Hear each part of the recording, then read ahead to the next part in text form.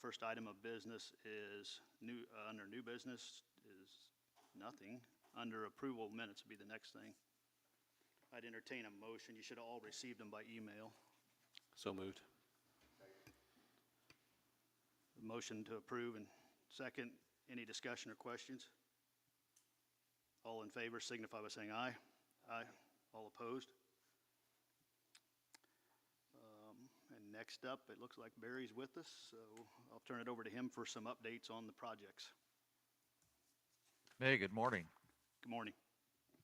They have an update on a couple of things, and then just a request as we continue working on the automated dispatch fire station alerting. So that project's been going on for several months. We've had some, I'll use the term struggles with the vendor, which we've been forewarned that may be the case, but we've been able to work through those items as they've come up. Sherri and Zib and Sarah have been tremendous to work with there, and as well as Edge IT, your IT vendor, and your radio vendor, Raycom.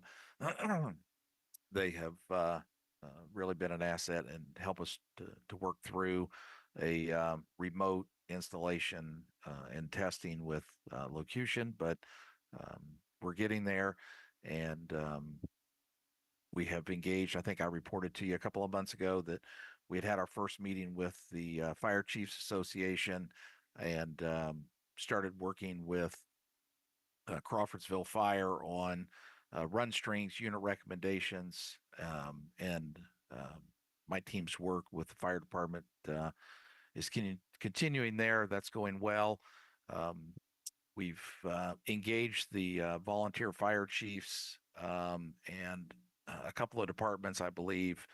Jim has had some one-on-one exchanges with them, and we have another chiefs meeting coming up yet this month to start talking to the volunteer fire departments about run strings and unit recommendations, and how deep they want to build their run strings for mutual aid across the county and what that would look like. So that work's going pretty well. Excuse me, I've got a frog. Which brought us to when we started this project. This started out as a city fire project, and we were working with Crawfordsville Fire as we began testing and looked at the volunteer fire departments working on their own VHF system. And Sherri helped me out here if I misspeak, but we have a Fire North and a Fire South VHF, and then we have a countywide 800 for volunteer fire departments. Additional hardware and software is needed to allow the locution automated dispatch system to work on those radio channels. And that was not factored in when we started this project. So we reached out to locution and asked them for a quote for the additional hardware and software to add volunteer fire channels into the project. Why is this important? If we're going to do automated dispatch and leverage the use of the telecommunicators in the 911 center, and we do business one way, we want to ensure that the dispatchers are utilizing that locution system comprehensive countywide. So locution did send us a quote for the added what they call PTTs and the hardware and software that we need for that, and it's $63,982. Now Sherri and Zib and I met with locution last week, and I've pushed back on some of the charges that they have and the way they've structured this, trying to lessen that price to add on the volunteer fire departments with locution. We think we can save some money in the project management area and some drawings and mapping. And what we've asked for is, I think, somewhere around $18,000 in cost savings. There's no guarantee we'll get that, but we've at least asked for that to go back to the sales and management team in an attempt to save some additional money there. And then we have a quote that's about $1,700 from Raycom to install the equipment.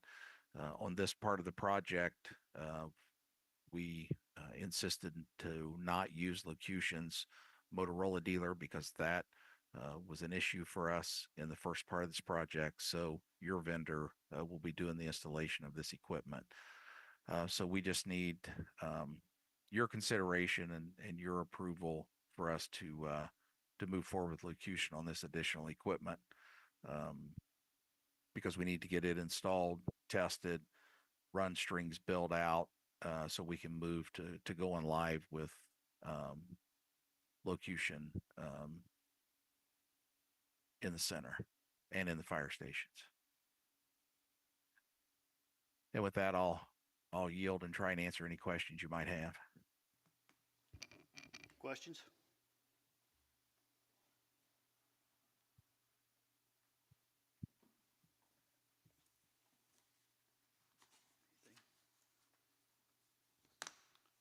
What time frame are we on as far as the approval on this? I mean, sooner better, I assume. Yes. Locution had told us a 3-week window of build to delivery with those additional PTTs. If we could give them an answer, they knew we had a board meeting this morning, and if we came back to them with an answer, they'd move to the order and build.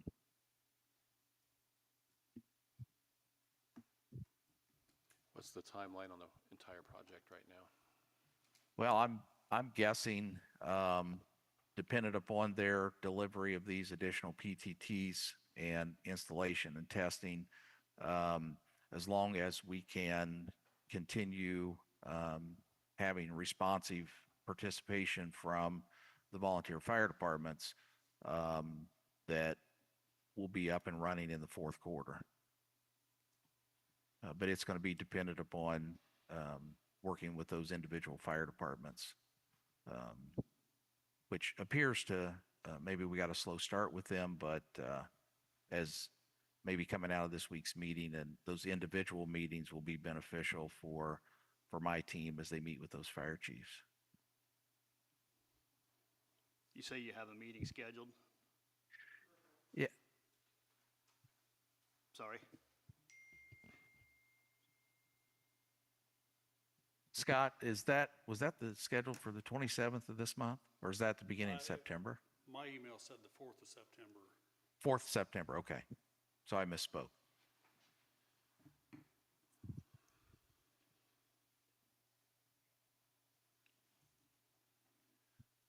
And I think there's adequate balance in the PSAP lit to absorb this cost, I believe. And the challenge, I guess, there is deciding how deep they go with run streaming. Is that the issue on that side? I mean, I know it'll get worked out, but I'm just trying to. Yeah, you know, they today their run strings are known. I mean, they know who's going in mutual aid, second and third. What automated dispatch gives us the opportunity to do is allow them to think deeper, in that if they they've got a structure fire and they only need water, gives the telecommunicator the opportunity to automated. They don't have to think about who's next, who's closest, who has a tanker. It allows the chiefs to build that out where it's just a click of a couple of buttons for the telecommunicator that tones those additional resources. So we think I think realistically, with approval of this, would give those chiefs motivation to work with us to get those identified and developed. Okay. And Sherri, you think we're okay financially with? I do. I'd have to move some money around, but I'll probably have to go to the council, but probably only for about 30,000, excuse me.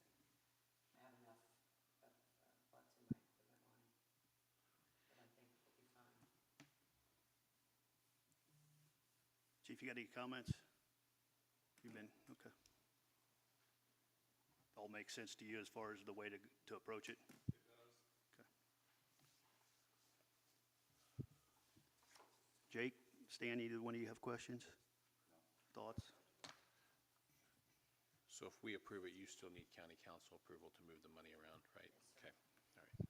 So I'll make a motion to approve moving forward with this pending county council approving the funding. Second. Okay, we have a motion and a second. Any other discussion or questions? And I assume that's just to appropriate cash balance, is that all you need? Okay. All in favor of the motion, say aye. Aye. All opposed? Motion passes. All right, thank you. The other thing is an update with, if you remember a couple of months ago, there was a demonstration from Priority Dispatch on changing the dispatch protocols in the center. Was a project that Sherri had worked on and then that John and I had recommended. Priority Dispatch did provide some budgetary cost estimates for not only emergency medical dispatch, but the protocols for police and fire. And they had sent those costs to Sherri a few weeks ago. And while we have a estimated cost from them, and we've had discussions with them, one thing we don't want to do is move forward with this immediately and impose 2 new systems on the telecommunicators that we're training. We want to get this locution thing finalized, staff trained, and then turn our attention to Priority Dispatch and the dispatch protocols. 2 ways that we've talked about being able to approach this: an outright purchase of the Priority dispatch protocols, and then obviously the annual maintenance and subscription costs for certification and training of the telecommunicators. But they also offer this system as software as a service, where it's just an annual subscription fee, and Sherri and the board doesn't have to come up with all of the money up front for the purchase. Their purchase price that they quoted was just over $165,000 for law, fire, and EMS in the protocols. That includes all the hardware, software, training, certification, quality assurance modules. As I looked through this and the way they had their proposal structured, I identified that most of the training in their cost proposal would actually be an eligible expense paid for by the state 911 board. And so I reached out to the staff to ensure that this does qualify for state training dollars. It does. So the upfront training cost and the annual renewal for certification of the telecommunicators is covered by the board. So that lessens that initial upfront purchase price for training. If we were to do, or you were to do, the software as a service subscription, that's a little over $41,000 a year.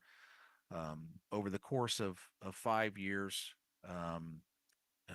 the software as a service appears to be the more economical approach versus the outright purchase of the software. So I think with a consensus to allow Sherri and I to continue talking with Priority Dispatch and pursuing that software as a service, and some guidance from Dan on procurement as a subscription versus an outright purchase,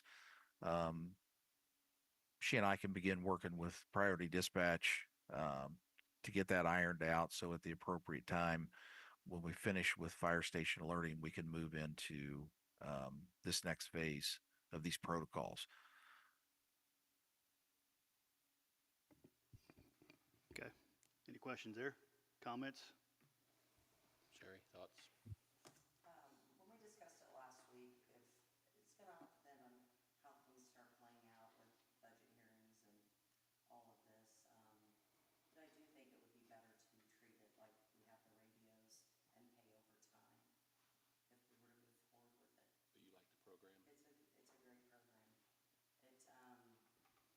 It, some of the issues that we have with our dispatchers, they won't be allowed to make those errors with priority dispatch because it won't let them move forward. So I see that as a positive. So are we good with the giving them Sherri and Barry the authority to continue to move forward looking at this option? So moved. Second. Okay, we have a motion and a second. Any other questions or discussion? Stan, was you going to say something? I didn't mean to cut you off. No, I was just wondering how much more that was going to cost. But I think Okay. All right. All in favor, say aye. Aye. All opposed? When would you like to report back, you think, or do you know yet? Give us a couple of months. Okay, Yeah. all right. And Dan, as far as procurement with software as a service, any restrictions on that? We'll need to talk. I mean, I don't really know enough to answer your question. I assume we're going to have hardware involved in this, so I'll reach out to you and we'll discuss. Okay, great. I appreciate that. And that's my update. Okay. So Lori, if you could just make a note to have that on the agenda for our October meeting for an update. Okay. And you're going to reach out to him then? Okay. Any other questions for Barry while we have him? Good, Chief? Okay. Anybody else? All right, we appreciate it. Thank you.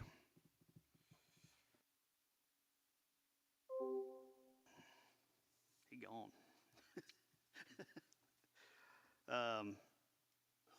Up next is going to be Sherri with her report for the director. The only thing I really have to report is we have one opening still.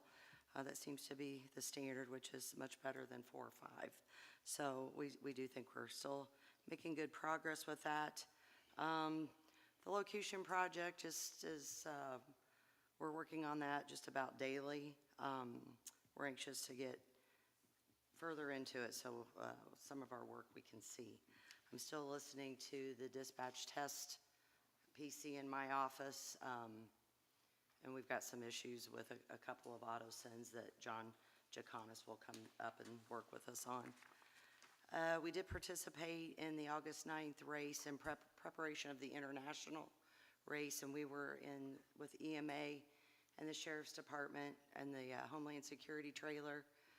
We thought it was beneficial, and the feedback we've gotten, everyone agreed, so we'll be doing that again for the international race and Ironman as well. And as far as the month, it was business as usual. Do you want to discuss, or do you want me to lead the discussion on the report that was given to the council as far as the Budgets. budgets? Yes. We discussed a little bit last week. I had told Jimmy what I had learned, that by 2028, and maybe Dan can elaborate a little more, but my understanding is the PSAP lit tax will go away and that the lit funds will all go into one big pot. And so that was really my only concern. As far as this email from Tom with the major funds and what Jeff Peters' projection is, and I'm kind of, I'm more in line with the auditor's office, and we ended up last year coming out with just about the same numbers. And I know Jeff's job is probably to really, let's see how bad this could be, but I don't think it's going to be quite as bad as what he has projected. So one thing into that aspect is that Tom brought up, and through the information that the auditor had sent out was the cash balance decreasing. The mayor and I spoke again this morning while we were waiting on the meeting to start about the fact that we pretty much knew going into this last couple years that that was going to happen with the radios and the software and stuff like that. This is exactly why we got the balance to where we did. When people thought we had too much money there, we knew what was coming, we knew what was being planned and how we were going to move forward, or hopefully move forward. So the decreasing in the cash balance, I'm not too concerned with. I've talked to Sherri. She seems to think we're in good shape or in okay shape. So, you know, I think that we're moving down the path we thought we would be moving down, and knew we wouldn't be holding a $600,000 or $700,000 budget or balance in our cash, you know, for a long period of time. So I think we just continue to monitor it and allow Sherri to do her work and monitor her budget on a regular basis and inform us if she sees issues coming.